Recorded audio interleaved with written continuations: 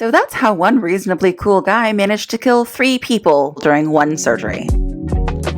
I have what might be considered a strange fascination with medical history. When I first moved to Philly, I wanted nothing more than to volunteer for the Mutter Museum. In fact, the first time I set foot in that place, I cried. Okay, not full on cried. Definitely teared up though. And while that didn't pan out for me, it didn't crush my love for science. There's a lot to be said about the seemingly magical way things developed, especially in the Victorian era. More things changed in 40 years than they had in the last 400. And I'm sure we've all heard of the snake oil salesman and grisly events like dissections as public entertainment. But I bet you haven't heard of the world's first and only 300% mortality rate surgery. Dr. Robert Liston, born in 1794, was a skilled surgeon with a reputation for theatrics. It was said that he would bound towards his patient with the excitement of a duelist, his beloved knife in hand. According to Richard Gordon, Liston's operations lasted anywhere from 30 seconds to 2.5 minutes, which sounds pretty freaking incredible to me. In a time before anesthesia, a fast amputation was a blessing. Largely, it meant less pain and increased the survival rate for the patient. Liston was said to be charming and charismatic, walking around in a bottle green coat like the fashion icon he was. He held a lot of pride for his job as a surgeon, and he brought every ounce of that enthusiasm to the operating stage. He acted generously towards his patients and the poor, but let me tell you, this man took no shit. He was strong-willed, argumentative, and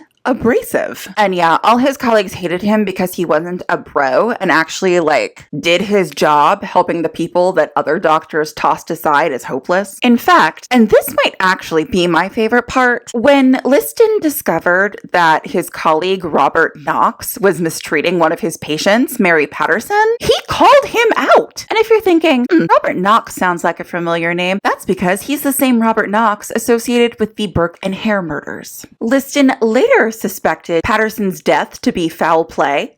It definitely was. And after an altercation in front of his students, Robert Liston knocked him out. The mental image of this flamboyant, overly excitable doctor punching out one of the most notorious villains in medical history.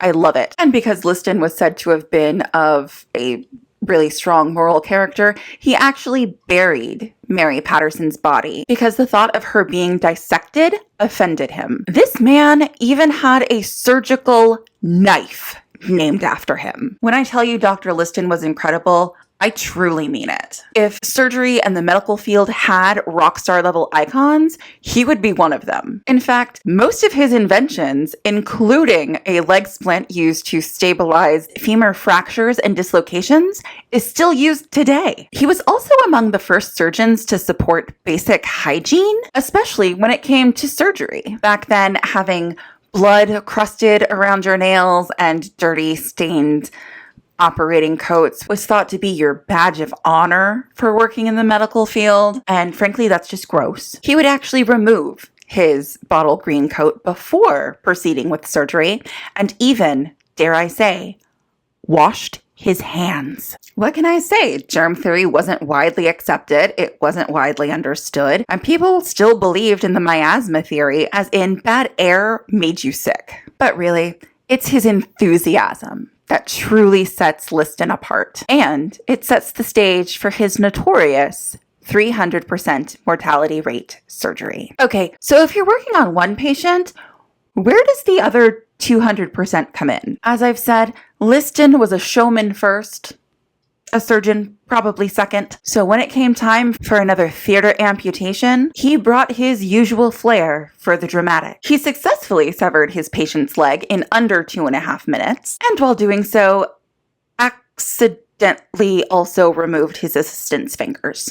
Both patient and assistant would sadly die of gangrene in the hospital, and tragic as that may be, Liston's third victim was a simple spectator who, in the fury of Liston's knife wielding, had his coattails cut, believing that he was mortally wounded by the blade and not just experiencing a tailoring mishap. The spectator fainted and later died of shock. Of course, there are no primary sources confirming this story actually has any base in reality, but I believe it. It's too good not to, especially considering Liston's track record of overzealous blade work, making it feel plausible. After all, he did manage to remove another patient's leg and accidentally remove some of the lower bits as well. In 5 years, between 1835 and 1840, only 10 of Liston's 66 patients died. Roughly, that amounts to like 1 in 6 patients,